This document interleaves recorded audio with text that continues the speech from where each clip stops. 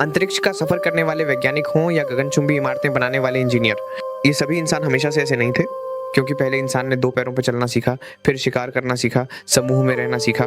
ऐसे ही हजारों लाखों साल के बाद इंसान ने बोलना और लिखना सीखा और फिर बने आज के सभ्य यानी सिविलाइज्ड इंसान, जो अंतरिक्ष तक जा चुके हैं, गगनचुंबी इमारतें बना चुके हैं और समुद्र तक को जीत चुके हैं। लेकिन ये सब कुछ इंसान की किसी एक प्रजाति ने नहीं किया, बल्कि इसके पीछे जिम्मेदार हैं ना जाने कितनी प्रजातियां। मगर सवाल यह उठता है कि आज धरती पर केवल एक ही मानव प्रजाति जिंदा है, जिसे कहा जाता है होमो सेपियंस। तो फिर बाकी की प्रजातियों का क्या हुआ? आखिर वो प्रजातियां धरती पर सरवाइव क्यों नहीं कर पाई? उनके अंदर ऐसा क्या नहीं था जो होमो सेपियंस के पास था? चलिए जानते हैं विस्तार से मनुष्य की उन 8 एंशिएंट ह्यूमन प्रजातियों के बारे में, जिनके क्रमिक विकास यानी इवोल्यूशन के बाद होमो सेपियंस का जन्म हुआ। अगर पुरातात्विक अवशेष यानी आर्कियोलॉजिकल रिमेन्स ना होते तो शायद हमें कभी पता भी नहीं चलता कि हम धरती की पहली और एकमात्र प्रजाति नहीं हैं, बल्कि हमारे पूर्वजों ने एक लंबा सफर तय किया है। इसके साक्ष्य हमें कंकालों और हड्डियों के रूप में मिलते हैं।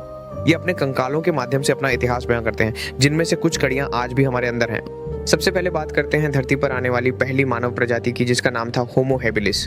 होमो हेबिलिस मानव प्रजाति की शुरुआती शाखाओं में से एक थी, जिसका जन्म लगभग 24 लाख साल पहले अफ्रीका के मैदानी इलाकों में हुआ था।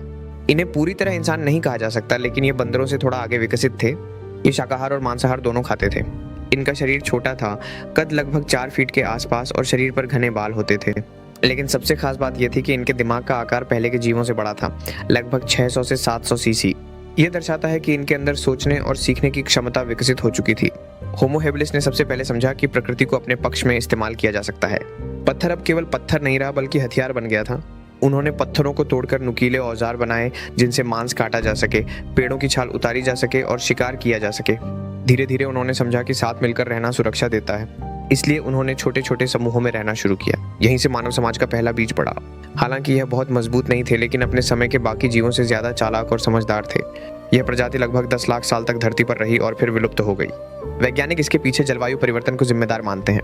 इसके बाद आती है होमो इरेक्टस प्रजाति। होमो इरेक्टस भी अफ्रीका में ही उत्पन्न हुए, लेकिन यह पहली मानव प्रजाति थी जिसने अफ्रीका के बाहर कदम रखा। लगभग 19 लाख साल पहले इनका उद्भव हुआ। इन्होंने मानव जीवन को नई दिशा दी। पत्थर के औजारों के साथ साथ आग की खोज का श्रेय भी इन्हें दिया जाता है। इनका कद पहले की प्रजातियों से लंबा था और ये अफ्रीका से निकलकर एशिया, चीन और इंडोनेशिया तक फैल गए थे। ये प्रजाति मानव इतिहास की सबसे लंबे समय तक जीवित रहने वाली प्रजातियों में से एक मानी जाती है। इसके बाद आती है होमो हाइडेलबर्गेंसिस, जिससे आगे चलकर 2 शाखाएं बनी, निएंडरथल और होमो सेपियंस। निएंडरथल एशिया और यूरोप के बड़े हिस्सों में फैले हुए थे। ये बेहद मजबूत शरीर और बड़े दिमाग वाले इंसान थे। इनमें भावनाएं भी थीं। इसका प्रमाण उनके दफन संस्कारों से मिलता है, जहां वे अपने मृत साथियों को सम्मान के साथ दफनाते थे। लगभग 50,000 साल पहले निएंडरथल और होमो सेपियंस का आमना सामना हुआ और कुछ हद तक आनुवंशिक मिश्रण भी हुआ, लेकिन अंत में निएंडरथल विलुप्त हो गए। इसके पीछे बीमारियां, जलवायु परिवर्तन और होमो सेपियंस का उद्भव जिम्मेदार माना जाता है। इसके बाद डेनिसोवन्स नाम की रहस्यमयी प्रजाति सामने आती है। इनके केवल कुछ जबड़े और हड्डियां मिली हैं। 2010 में साइबेरिया की डेनिसोवा गुफा में इनके अवशेष पाए गए थे। इनका डीएनए निएंडरथल से मिलता जुलता पाया गया। आज भी ऑस्ट्रेलिया और मेलानेशिया की कुछ जनजातियों के डीएनए में इनके जीन मौजूद हैं। इसके बाद आती है होमो फ्लोरेसेंसिस, जिनका कद बहुत छोटा था। इसी कारण इन्हें द हॉबिट कहा गया। इनका दिमाग छोटा था, लेकिन ये औजार बनाना जानते थे और शिकार भी करते थे।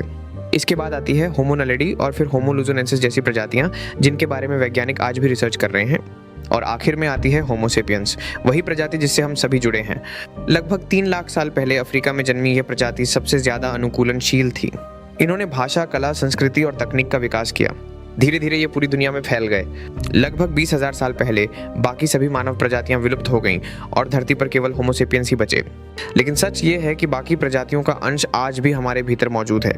हमारा मजबूत शरीर निएंडरथल से जुड़ा है, ऊंचाई और ठंड में रहने की क्षमता डेनिसोवन्स से आई और आग व औजारों का उपयोग होमो इरेक्टस से मिला।